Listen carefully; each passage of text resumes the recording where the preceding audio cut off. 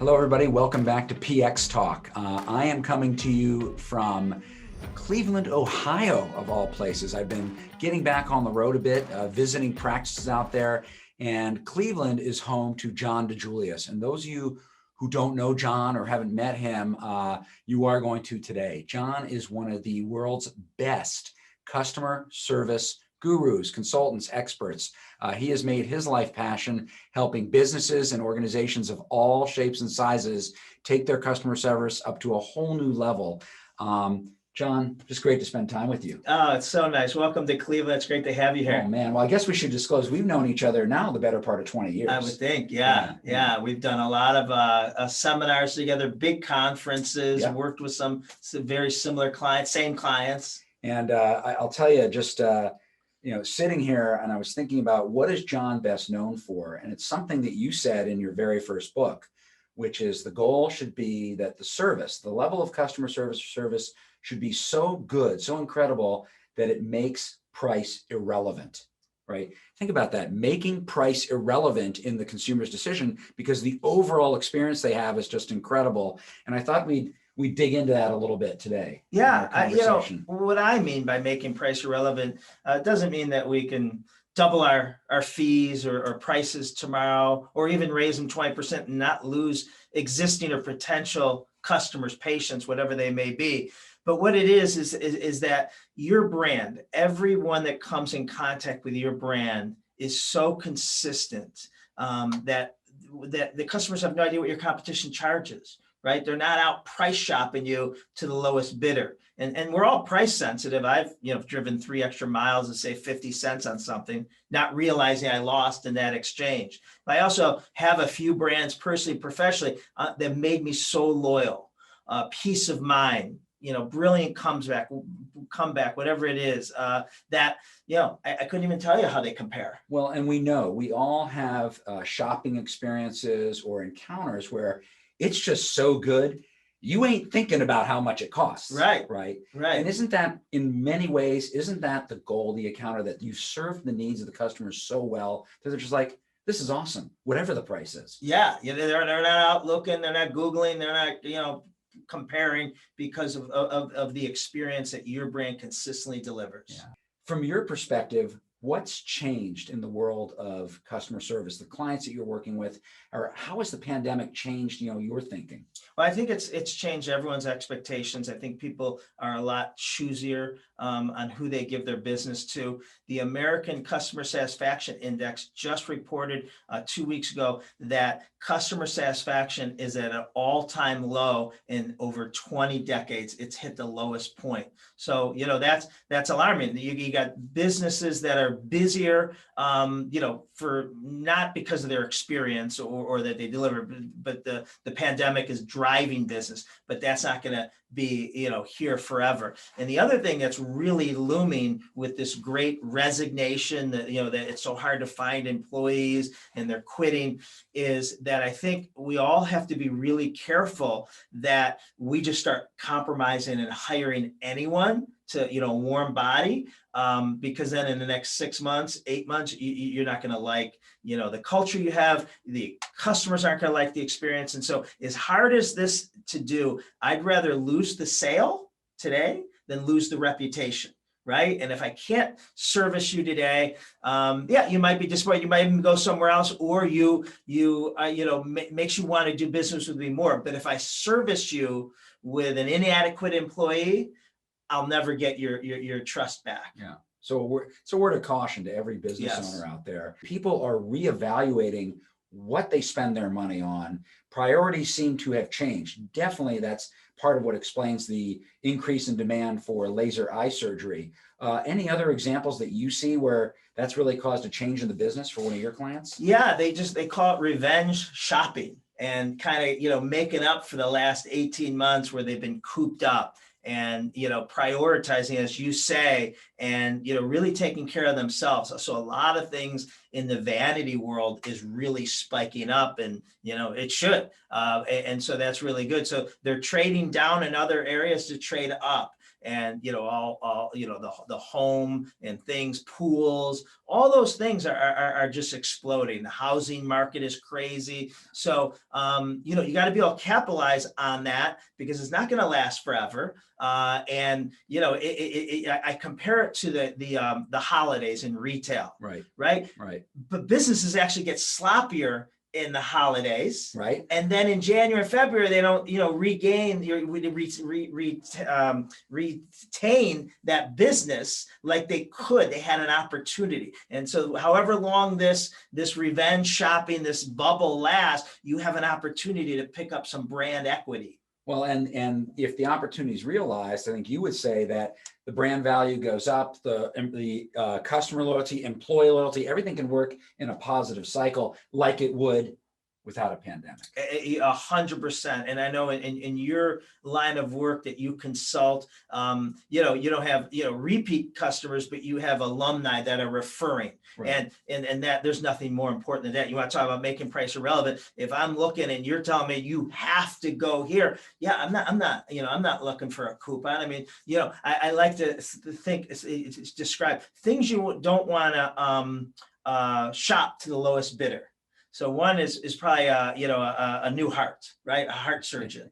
I always say, can you imagine if you go to the doctor and you're with your wife and the doctor says you need a new heart, and your wife says, well, hold on, you got specials coming up. What if we wait till the fall? Right, I'm going to go on. You wouldn't shop to the lowest bidder. Why would anybody shop to the lowest bidder for their eyes? Well, I'll tell you why. And I think our colleague Vance Thompson, who you recently interviewed, said it well. It's the difference between want and need. I know you need heart surgery, but you have to want to have your eyes corrected, to have your face improved, your body re-sculpted, whatever it is. Right. So there is a want versus need that explains part of that. But even still, I think your point is well taken. There's no reason why it should go to the lowest bidder. This is not a commodity. This is a very personal act, and a very brave act when people say, I'm going to let someone laser my eyes so that I can see without glasses. And I think your message of making price irrelevant has been largely misunderstood. It's not, we see discounting. What do you think of discounting?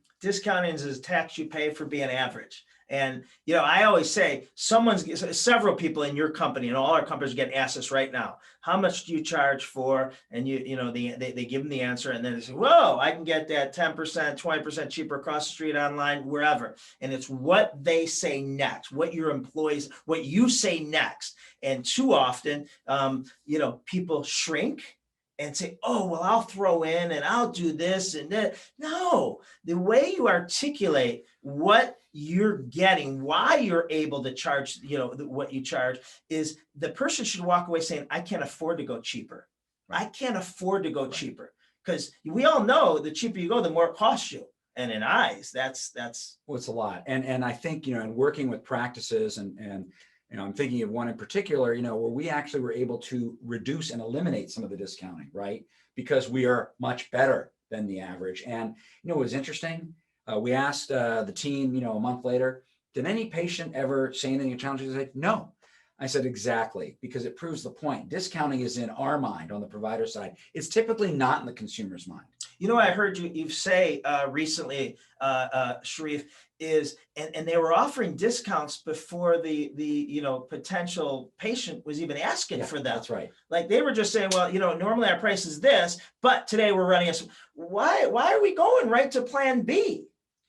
Well, there's a saying I heard from another surgeon that discounting is the heroin of marketing. And I think there's a lot of truth to that. But actually, I like your version better, which I'm going to, as of today, I'm going to adopt, right? So discounting is the tax you pay for being average. Right. Yeah. And that tax is being paid by the provider. Right. That's beautiful. And that's all profit. I really, man, I like it. So, all right, let's switch gears a little bit here. I saw recently you were on the news for working in an industry that is not known for a high level of customer service. And, we know you work with restaurants and hotels and high-end retailers and whatnot, but the Charlotte, North Carolina Police Department. So the head of Charlotte PD hires you to help them.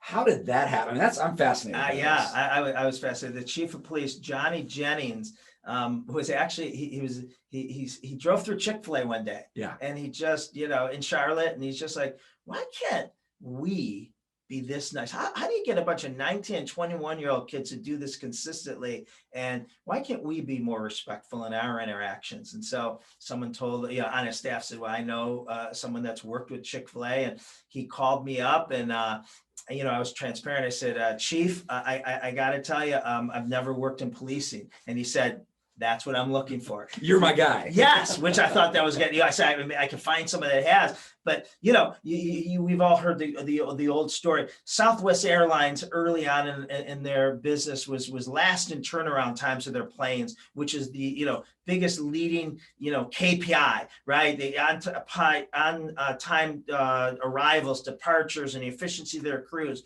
So who do they study? NASCAR pit crews. Mm-hmm. And too many industries are like, well, that doesn't apply to us. You don't know our industry. And the best industries go outside. That's what I love about your book. Your book is all about, examples outside the industry and how they live and can live successfully in the medical industry. And I think, people outside the industry, the medical industry, retail and accounting should be reading this book and trying to figure out how that applies to them. Well, there's no question that, we can learn a lot from people who aren't like us. We think about that in personal relationships, but I think in a business setting, particularly in medicine, the best learning about how to do what you do, not what you do. That's the technical clinical stuff, right? But how you do what you do, which is more in the service and experiential realm, should come from outside of healthcare. Why? Because every doctor and every staff member that works for a doctor, they're consumers, they're customers. They have that, they expect that. And I don't think it should be any different inside of practice than it is outside of practice. And that was the reason for writing the book. And that's what you do so well. You bring outside industry. While you do have a plethora of industry, medical industry, that's what made your patient experience model so compelling, because it is something that I would get at a 5-star restaurant that I'm actually getting at a doctor's office, and it's identical. Well, and we're seeing practices now. I'm getting introduced to practices that say, oh, Shareef, this one, they're part of the PX movement, the patient experience movement. Yes. They're doing it. And it's really neat. I talked to a plastic surgeon in Chicago yesterday who was introduced to me from someone on LinkedIn. He said, Shareef, you need to know this guy. This guy needs to know you. And I'm trying to find those practices around the country that are already role models of this, because you know what? We need more of them. I mean, our patients just deserve better. And I think your point with the police chief is well taken. His point, if a 19-year-old can be trained by Chick-fil-A to be friendly, and it's true, when you go to Chick-fil-A, they're pretty darn friendly, friendlier than most of the other things that kind of fast food type environment. Why can't it happen in the police department? Why can't it happen in a healthcare environment? And it's not just the plastic surgeons and the aesthetic dermatologists and the refractive eye surgeons. It's every doctor, every specialty can benefit from improving how they interact with their patients. Exactly. No doubt about it, Yeah. which is just, it's part of what I'm passionate about. I mean, you started the customer service revolution and now have your Secret Service Summit and, lots of clients. I think of myself standing on your shoulders with the patient experience movement, the PX movement. Yes. We need to do the same thing. And you are, you're totally. Well, and I believe we're going to look back in time. We're going to look back a few years from now, hopefully not too many, and we're both around. And we're going to say, you know what? Going to the doctor now, that's actually a pretty cool experience. Right. Now, it's no longer a grudge buy, it's a pleasurable buy. That's right. Yes. That's right. And we want that because every other industry, including now our police and law enforcement, is moving in this direction. Yes. So that's really it. Well, John, I appreciate it. I mean, we go way back, and you spending some time with me for PX Talk. Let's leave our audience with just a couple thoughts, and really, first thing before we even close, why is change so hard? Why is it so hard? People hear you, they hear me, they go back into their environment and nothing happens. Right. Why is that? And what can they do about that to overcome it? Well, so you have to build a new Mousetrap personally or professionally. So, you know, you want change in your personal life, we have to build that in, and it might be, you know, the evening before or the morning where you build it in and you start reading or meditating or sitting inside or getting a workout in, but you have to build that in. And one of the challenges with the business is you might send your employees, your leadership team to a conference and they hear these great ideas, but they don't allow them to come back and have time. They just put them right back in their jobs. And we're so busy that eventually we open our trunk or whatever and see that notepad from that conference 6 months ago and say, oh yeah. So, you know, the first thing you gotta do is allow people to come back within the next 7 to 10 days and meet and present to everyone that wasn't there. Hey, this is what I heard. This is what I read in the book that I think we could be doing. All right, how can we do that? And you build that in versus the minutia of just overtaking your day. Well, it's a great, I mean, that's a great pro tip, which is just create the time and the intention that, you know, we're not just going to invest in the front end, attending and the travel and all that kind of stuff. We're going to take time on the back end to really study this, pay attention to it, make some changes. That's a great one. Okay. Someone's watching this for the first time, or, you know, they kind of know they need to get on the PX, CX bandwagon. They need to do something different. And they want to.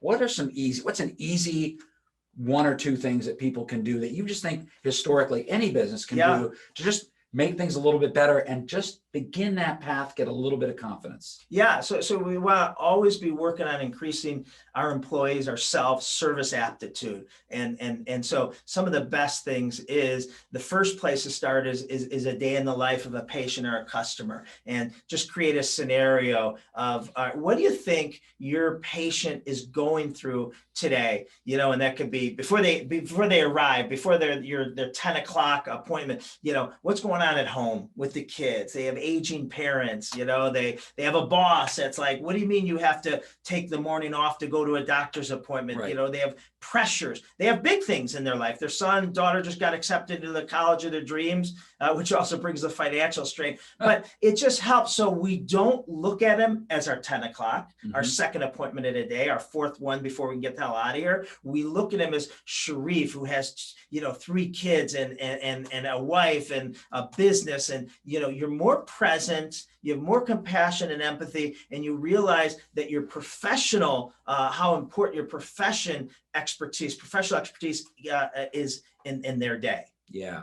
You know, I remember, and I didn't give this guy credit in the book, but there was a real estate guy who did a sales training thing named Tom Hopkins. Oh, yeah. Remember How to Master the Art of Selling? Yes. Okay. So I went to one of his seminars, I mean, over 30 years ago. And you know what he said, and it stuck with me? He said, you know, and he said, it may be your 1,000th home sale, LASIK surgery that year, whatever it is, 1,000th of what you've done, but it's your customers first. Right. And hopefully in LASIK and in plastic surgery, they're only, right? You don't want them coming back. Right. You want to get it right the first time. And that really stuck with me. And that's exactly what you're talking about. Right. Keeping it fresh for that. I mean, it's no different in our, you know, back pre-pandemic, we might have 3-4 keynotes in a week. Yeah. You know, and does it matter to the audience on Friday? This is our 4th one of the day, our last one, so we finally be home tonight with our family? No, we deserve, or they deserve, to get our best. The same one we delivered on Monday at the beginning of the week. Well, same thing. We don't have to think, all right, I want to make sure I schedule in the morning with the doctor,